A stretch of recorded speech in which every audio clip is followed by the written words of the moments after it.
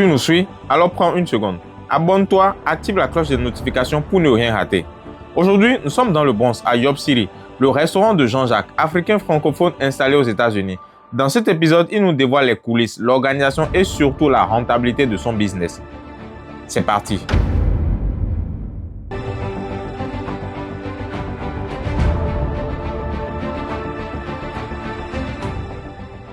Un tour du côté des livraisons et de la cuisine accompagné de Jean-Jacques pour voir comment les choses se passent en coulisses. Nous avons été impressionnés. L'équipe travaille avec sérieux, les produits sont bien rangés, structurés et parfaitement coordonnés. Cette organisation permet à Yob City d'offrir une expérience de qualité à chaque client. Bonsoir, bienvenue à Yob City côté emporté. Venez ici, vous allez voir, vous allez découvrir un peu. Et c'est là, il y a la cuisine ici aussi.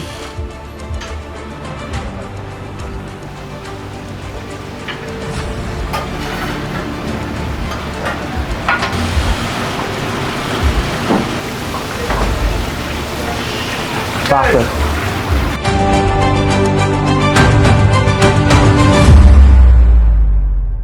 Un peu comme Yob City restaurant avec les clients, merci. Et voilà Yob City restaurant. Bienvenue.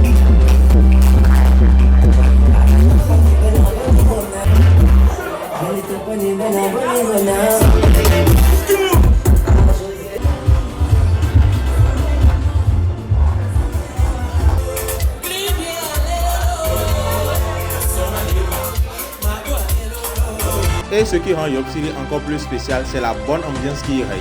Un cadre chaleureux, une énergie positive et une équipe qui met toujours les invités à l'aise. À Yob City, on vient pour célébrer et on repart avec le sourire.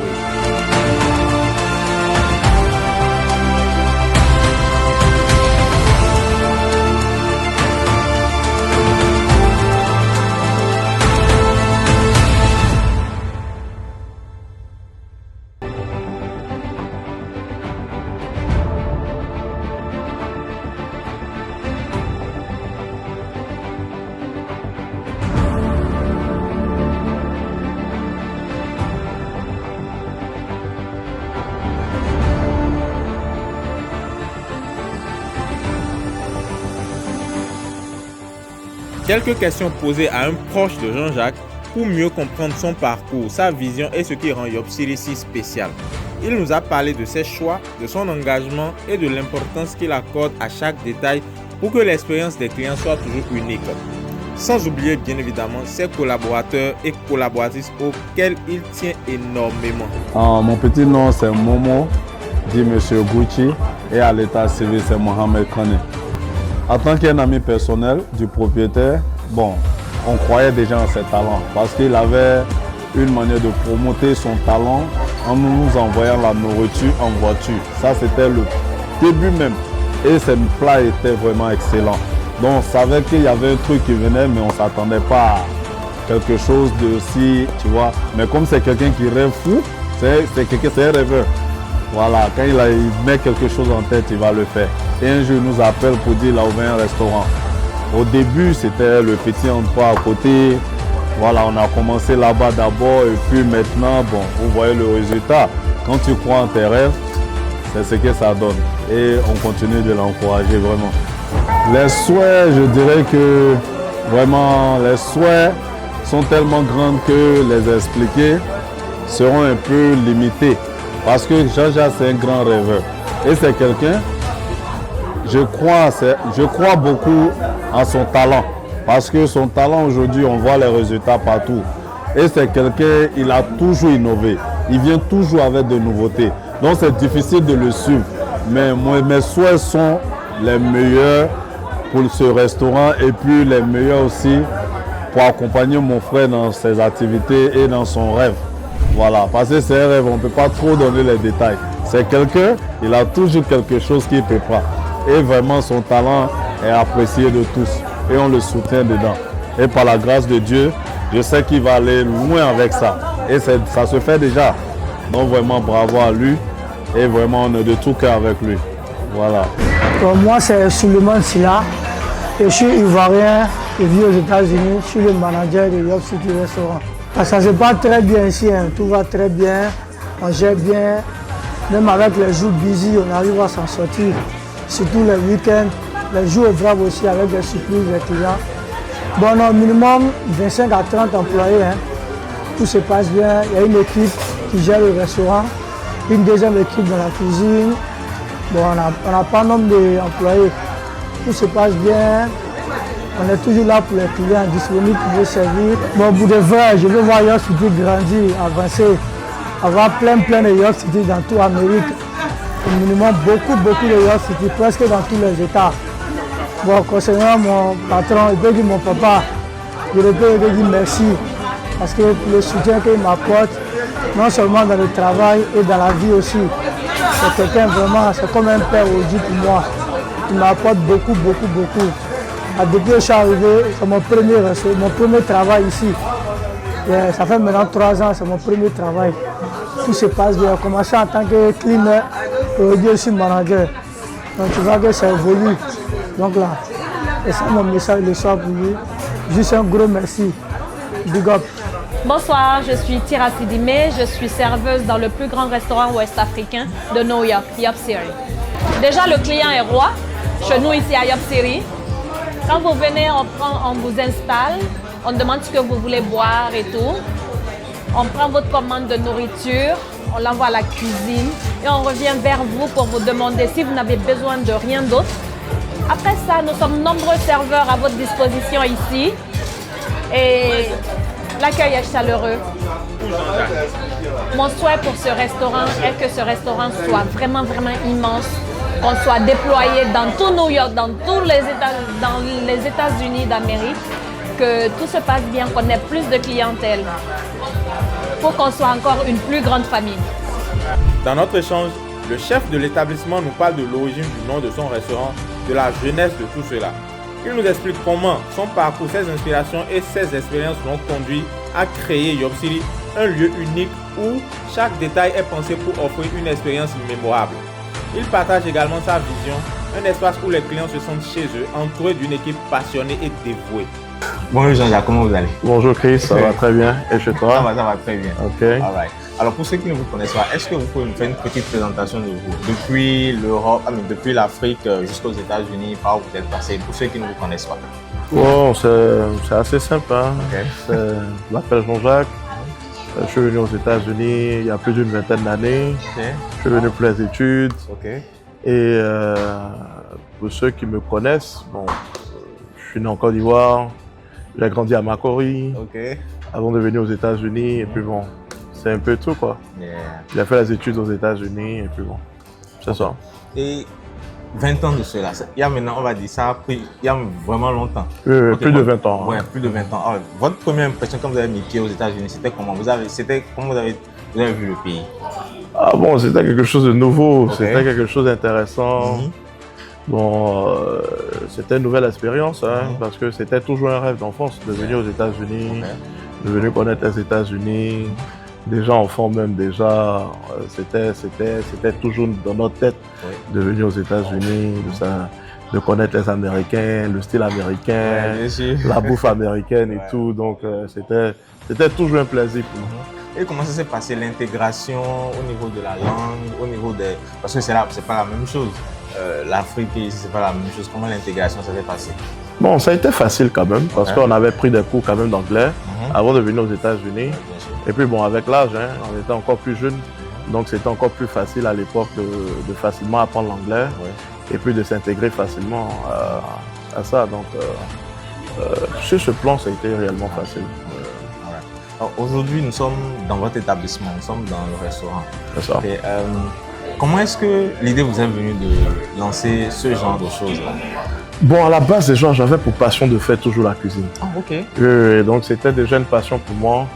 Mais par contre, vous savez, les parents africains, ils veulent pas, ils veulent pas que leurs enfants fassent la nourriture, la cuisine et tout. Mais l'encouragement est venu de ma femme. Ok. Parce que quand elle a goûté mon plat pour la première fois, elle m'a dit, mais écoute, c'est quoi? C'est une de tes copines qui a préparé la nourriture, qui a préparé la bouffe. Je lui ai dit non, c'était moi. Okay. Elle a dit, bon, si c'est vrai, il faut reproduire. Donc, je reproduis. Et quand elle a goûté, elle a dit, mais c'est incroyable. Un homme qui prépare comme ça, c'est que c'est possible que tu peux faire encore plus d'argent, tu peux réellement te lancer dedans. Ouais, bien sûr. Et c'est de là que c'est parti. Maintenant, pour ce qui s'agit du nom, concernant le nom, on va revenir sur ça. D'accord. J'aimerais juste savoir, c'était quoi c'est la femme qui vous a motivé? J'avais ma femme, j'avais des amis aussi qui étaient autour, qui m'avaient encouragé parce qu'ils avaient goûté ma bouffe, qui aimaient beaucoup ma bouffe. Et puis bon, c'est parti de là. Quoi. Et concernant le nom Yop City, pourquoi Yop City? Voilà. Exactement, Yop City, c'est marrant parce qu'on était en train de chercher le nom et on s'est dit, pourquoi ne pas trouver un nom qui était attractif, qui était captivant et qui était facile aux enfants de dire. Et c'est là qu'elle est sortie avec l'idée en disant, mais pourquoi ne pas dire Yop City? Et c'est pas faux, n'oublions pas que Yopougon, c'est la capitale de la joie, c'est la ville de la... Vous avez dit que vous êtes... Moi, je suis de Makori. Mais elle est de Yopougon. Votre femme est de Yopougon. Elle est de Yopougon. Et par contre, Yopougon, c'est réellement la commune la plus chaude d'Abidjan. Quand il s'agit du chaud, quand il s'agit des choses, donc on a dit, mais pourquoi ne pas dire Yop City? Et c'est par là, on a dit Yop City. Et les enfants, on a demandé aux enfants de prononcer Yop City.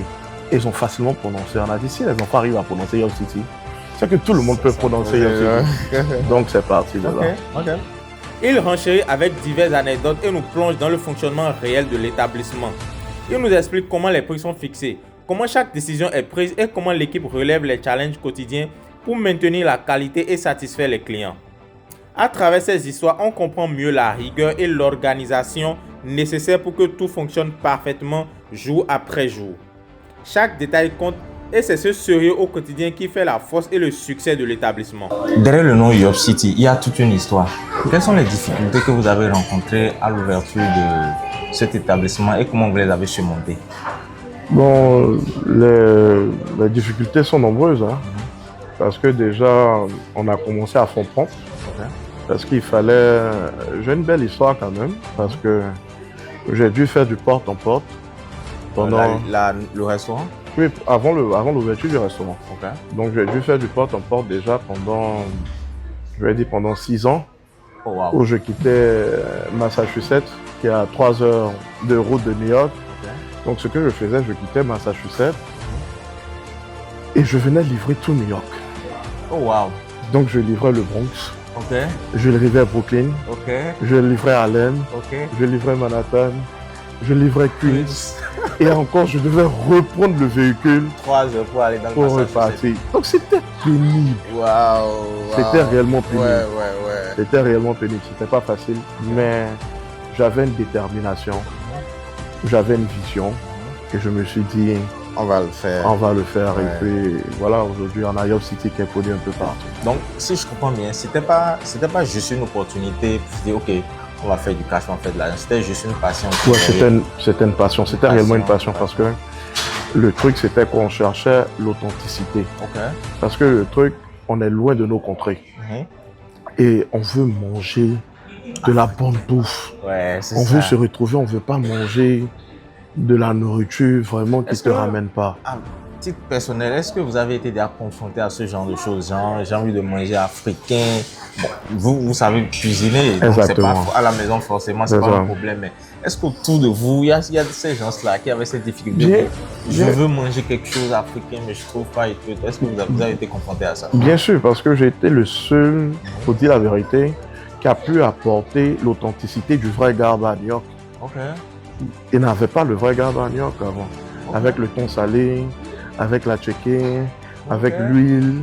On appelle, chez nous on dit l'huile de moteur. Quand l'huile est noire, on dit l'huile de moteur. Donc on disait avec l'huile de moteur.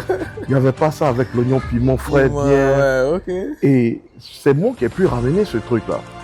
Et j'en suis fier de ça. Et ça c'est très bien ça. Et c'est un peu ça.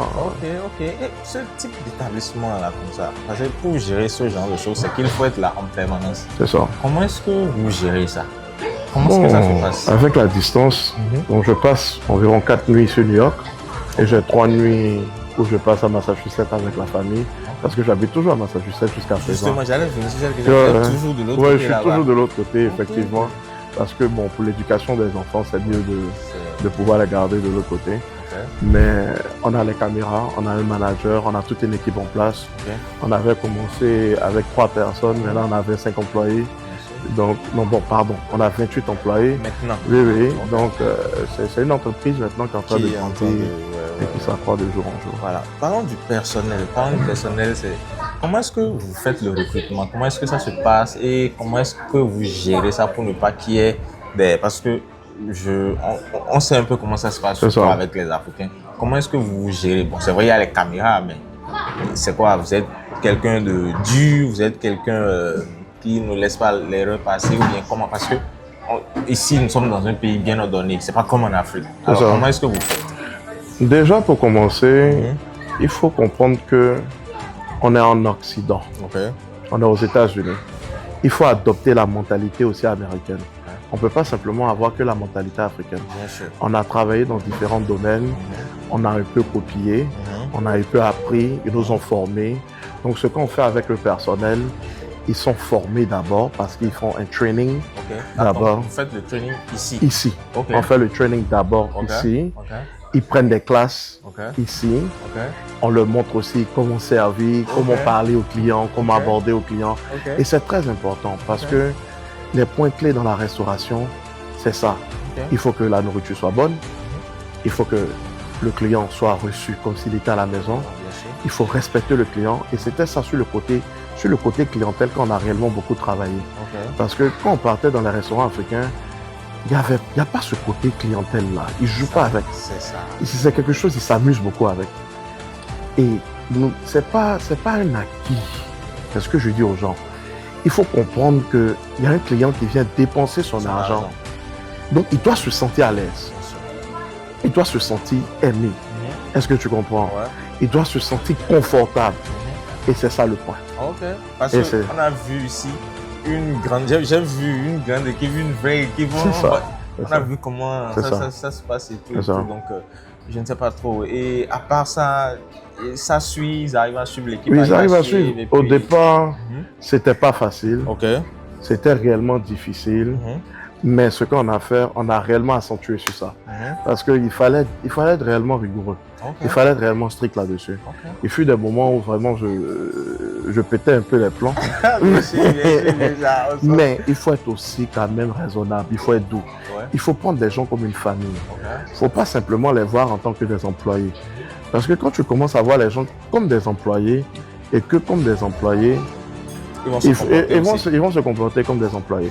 Mais quand tu les prends comme une famille, chaque année par exemple, on part à la plage.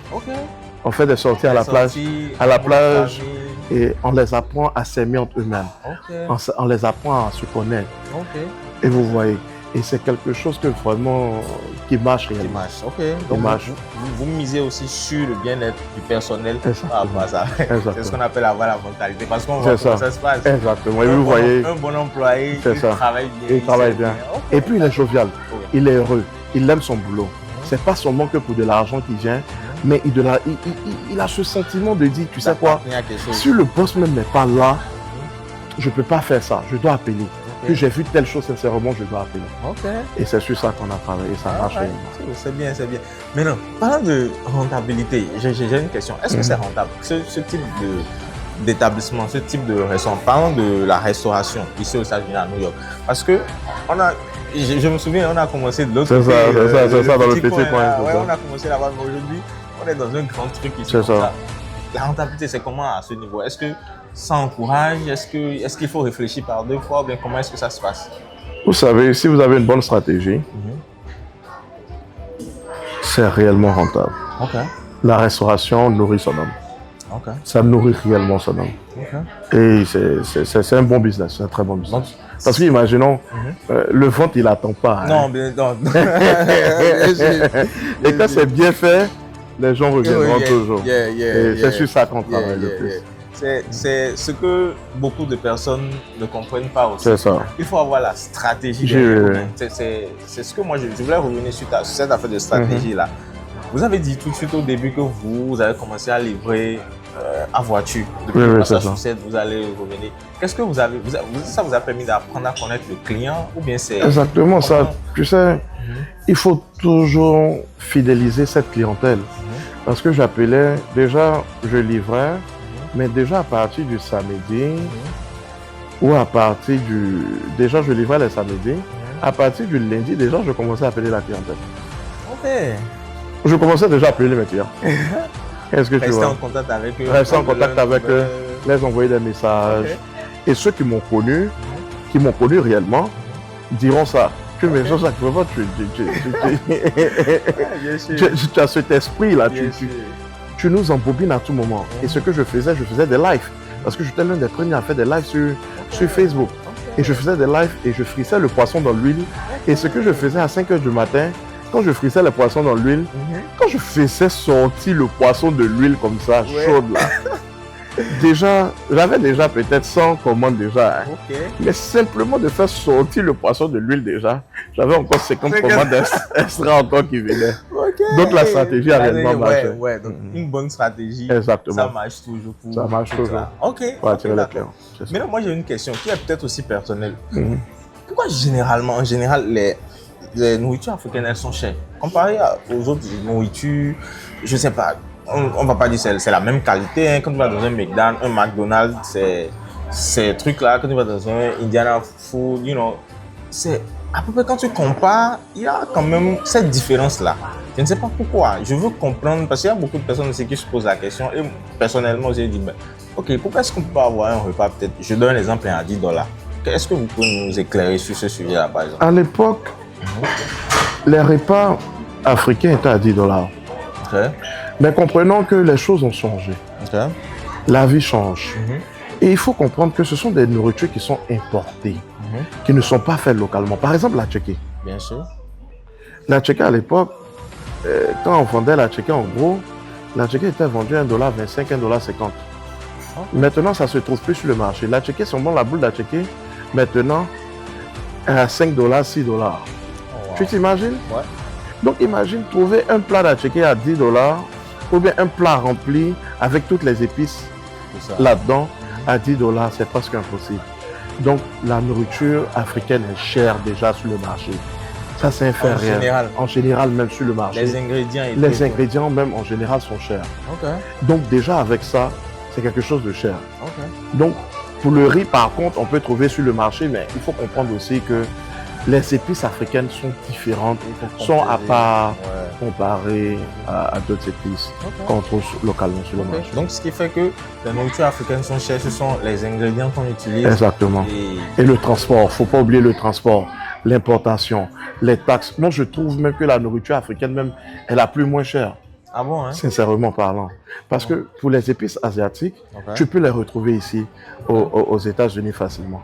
Mais pour ce qui s'agit des épices africaines, ça vient toujours de l'extérieur. C'est pas quelque chose qu'on retrouve facilement sur le terrain. Est-ce que vous voyez? Et l'Africain, qu'est-ce qu'il cherche? Il cherche toujours l'authenticité. C'est ça, l'authenticité, c'est quelque chose de vrai. Exactement. Et si tu veux manger authentique, tu dois faire sortir l'argent pour cela. Bien sûr. C'est ce qui est vrai. Ok, d'accord. Alors, donc on comprend un peu maintenant pourquoi c'est un peu plus ce truc là. Maintenant, moi, l'autre question, est-ce que vous pensez à d'autres Yopsiri comme ça? Bien sûr.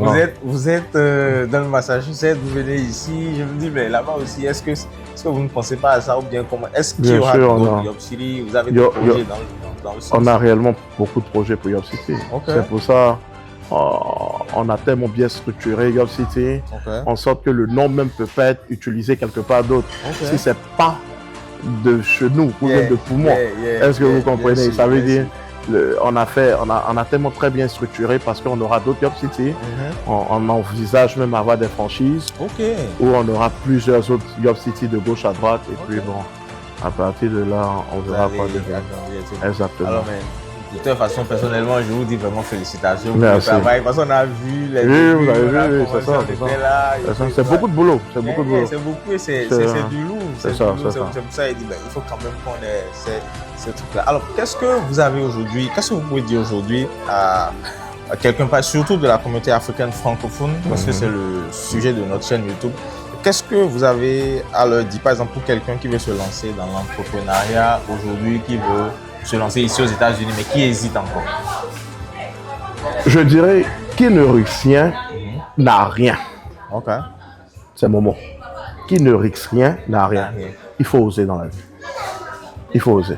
Parce que quand je commençais le GABA, c'était une blague pour tout le monde. Ah bon, hein? Les gens disaient, mais Jean-Jacques, tu vas vendre le gaba, c'était de l'amusement. Aujourd'hui, c'est devenu une entreprise. Et demain, on ne sait pas ce que ça deviendra encore. Donc, il faut oser dans la vie. D'accord, merci beaucoup. Et si, pour finir, si vous avez regardé le Jean-Jacques il y a de cela maintenant 20 ans et le Jean-Jacques d'aujourd'hui, qu'est-ce que vous avez envie de vous dire à vous-même pour terminer? Pour terminer, je dirais, c'est un Jean-Jacques mature. C'est un Jean-Jacques qui a la tête sur les épaules, qui a appris beaucoup, qui a fait beaucoup d'erreurs, mais qui a appris de ses erreurs et les a changées. C'est ça le plus important. C'est ne pas de continuer dans les mêmes erreurs, mais d'apprendre de ses erreurs et d'améliorer et de changer. C'est ça. Donc, merci beaucoup à vous. Merci beaucoup, Chris. Vraiment, merci beaucoup. Merci, Chris.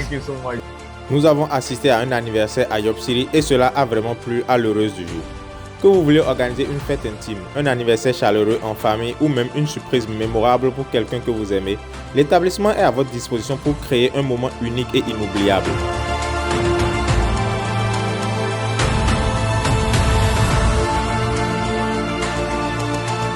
On ressent la passion et l'engagement qui animent le chef des lieux. Ce fut de très bons moments d'échange aussi bien avec les clients qu'avec Jean-Jacques. Plein de succès à Yopsiri qui prévoit de s'agrandir bientôt. Et surtout, suivez la chaîne YouTube Josry01 pour continuer à découvrir ces belles histoires.